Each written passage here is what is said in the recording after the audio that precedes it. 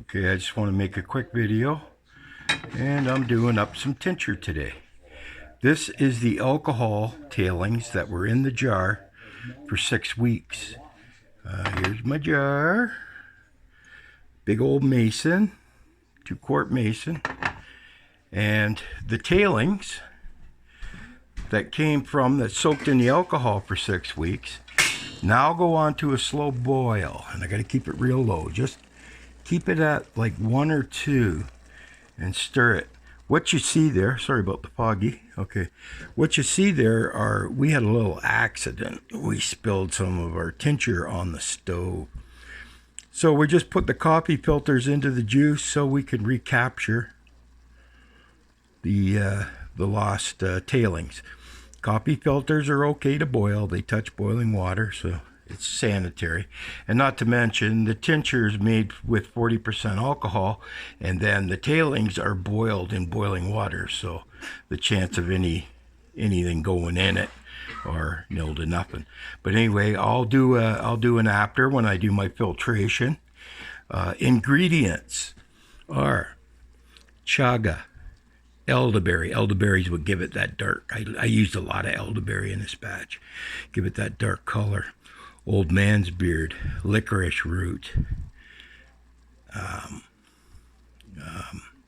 The 5 Sigma mushroom blend was in this. And this is an antiviral plus an immune booster tincture. And it's an excellent tincture. I've been using it through this virus scare or whatever it is. And this does keep your immune up. And if you ever were to get it, then you use this stuff aggressively. Back in the old days, in the mid-1800s, if somebody got a flu or a virus, they went to the elderberry and they made elderberry wines and such. And it has a very powerful antiviral.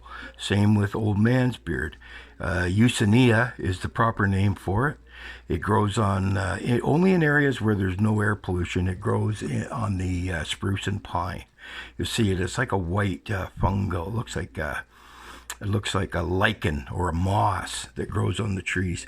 The active ingredient in that is also highly antiviral, and then same with your licorice root and then your mushroom blends.